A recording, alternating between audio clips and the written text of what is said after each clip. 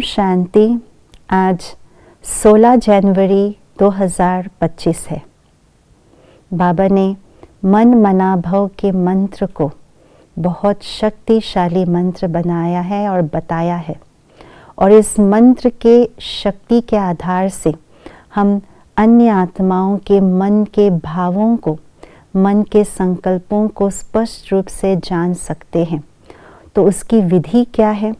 कैसे मन मना भव के आधार से हम दूसरों के मन के भावों को जान सकते हैं?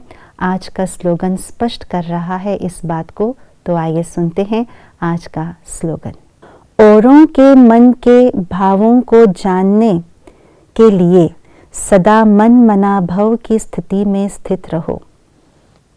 1970 की एक अव्यक्त मुरली में बाप दादा ने कहा है कि बच्चे, जैसे जैसे आप बच्चे अव्यक्त स्थिति में स्थित होने का अभ्यास करेंगे, उस स्थिति में स्थायी रूप से स्थित होने का, मन को एकाग्र करने का के अभ्यासी बनेंगे, वैसे वैसे अन्य आत्माओं के मन के भावों को, मन के संकल्पों को नैनों के इशारे से समझ सकेंगे, स्पष्ट रूप से जान सकेंगे।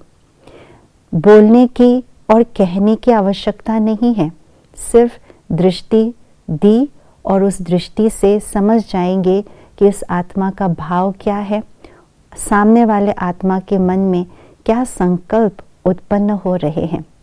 जैसे बोलने से स्पष्ट समझ में आता है, सुनने की शक्ति द्वारा क्या बोल रहे हैं वो सुन पाते हैं और समझ पाते हैं कि इनके मन के भाव क्या है।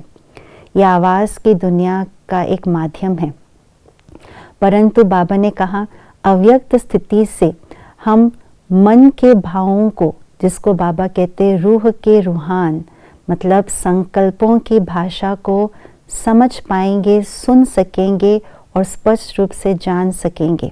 बाबा ने कहा ऐसा समय भी आने वाला है जो सिर्फ संकल्पों के आधार से मन के भावों को जान जाएंगे।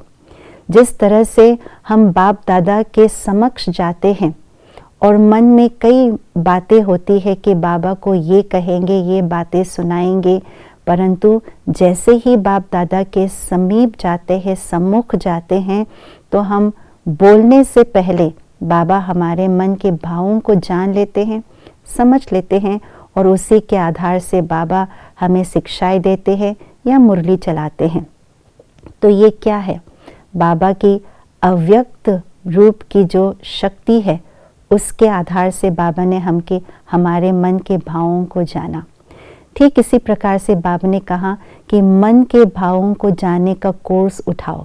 तो वो कोर्स क्या है? वो कोर्स है मन मना भव का कोर्स।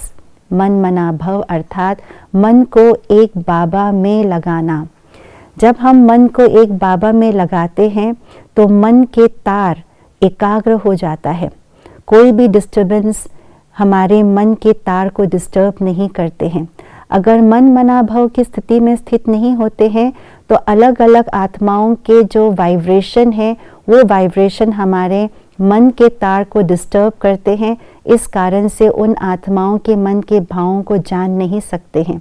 तो मन मना भव की स्थिति का जो कोर्स है, यानी एक बाबा में मन के तार को जोड़ करके रखना, मन बुद्धि और संस्कार को एकाग्र करना, इसी से मन शक्तिशाली, बुद्धि शक्तिशाली बनती है।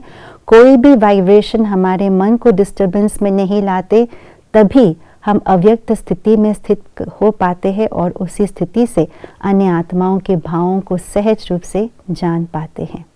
ओम शांति।